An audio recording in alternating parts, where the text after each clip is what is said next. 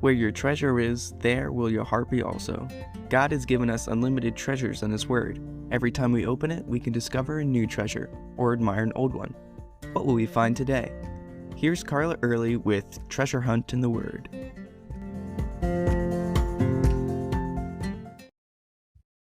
When I say the Lamb of God, you most likely automatically associate that title with Jesus. That imagery is throughout the Bible.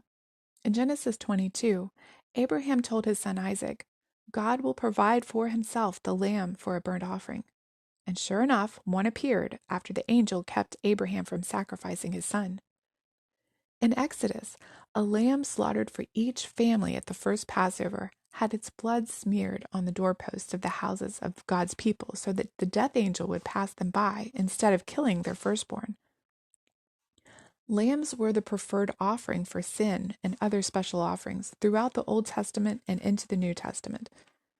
Isaiah 53 connected the sacrificial lambs to the Messiah when Isaiah said, He was oppressed and afflicted, yet he opened not his mouth. He was led as a lamb to the slaughter, and as a sheep before its shearers is silent, so he opened not his mouth. Philip explained this passage to the Ethiopian eunuch in Acts 8 as he preached Jesus to him.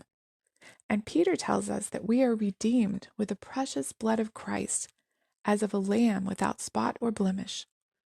But only John the Baptist gives this title directly to Jesus when he announced, Behold, the Lamb of God who takes away the sin of the world. He says, Behold the Lamb of God twice in the Scriptures, and only in the Gospel of John.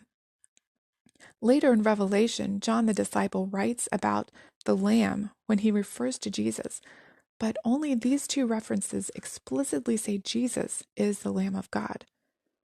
And this is at the very beginning of Jesus' ministry.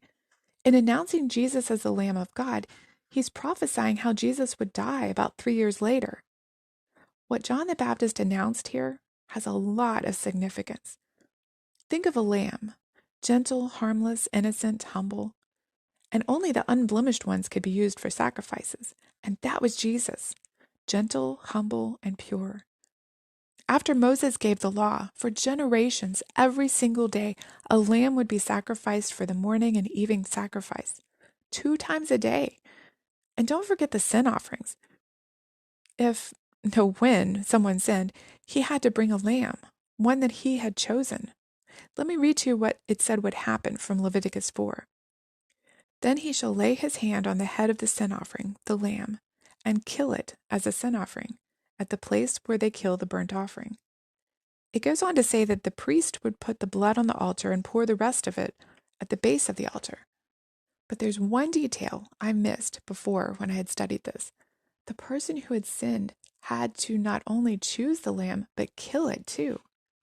Every sin offering was a reminder of God's grace because they saw what their sin did and what they deserved, death. So in announcing Jesus was the Lamb of God, John the Baptist prophesied that people would choose him as their lamb, which they did choose him over Barabbas, and they would kill him themselves, which they did.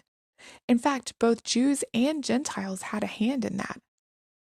Remember how John said, Behold the Lamb of God who takes away the sin of the world?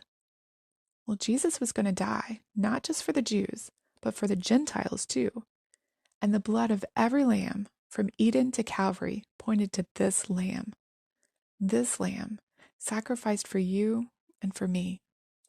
You can contact us at treasurehuntintheword@gmail.com. We'd love to hear the treasures God has given you through His Word. You can listen to other episodes at our website, which you can find in the description below. Thanks for listening, and remember, where your treasure is, there will your heart be also.